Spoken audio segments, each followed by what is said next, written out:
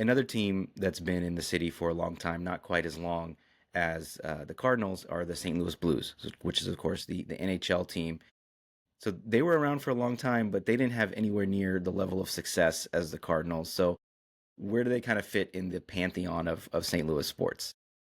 Well, I would say that the hockey ethos fits with like the St. Louis City ethos very well of working hard and just kind of the hockey mentality fits the St. Louis mentality very well.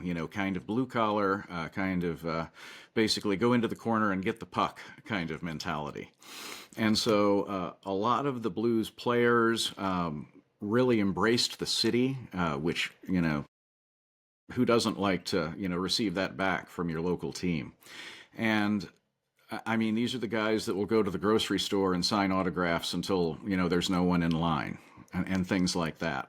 So because of that, people really embrace the team. They love the team. They went to the games. Continue to. Last year they had I think it was either one or two of the 41 home games didn't sell out. Now that's for a team that did not make the playoffs in not a rebuild, but what they're calling a reset, because we can't use rebuild unless you're totally blowing everything up. But one of the stories I remember, and this is just something that like endears a team and a player. Brett Hull, when he first exploded onto the scene, and they were they were negotiating a contract extension.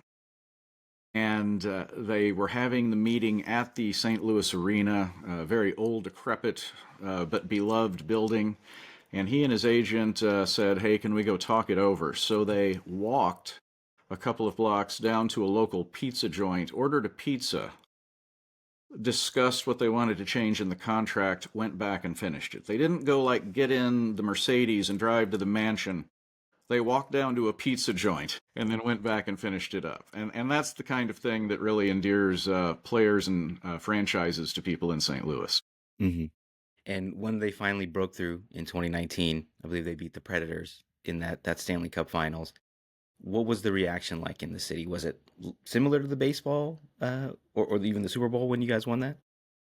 Brett Hull famously said that when the Blues won, that the bars would stay open for a week, and he was close to right. There was a city celebration like you had not seen before.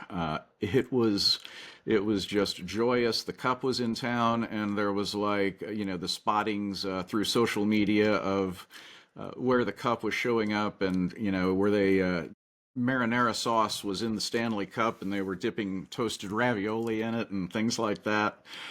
So it was so long awaited. The waiting made it more special almost. Yeah, for sure. I mean, as a Golden State Warriors fan, that first title, I mean, I'm very familiar with that concept of finally breaking through after, not so much struggling, but I mean, I guess, yeah, struggling is the best way to put it for decades and decades. And I can't speak so much for the Blues, but at least on the Warriors, they were just kind of the basement team for a long time. And then all of a sudden you break through, and that probably means more than any other title, to me at least. So,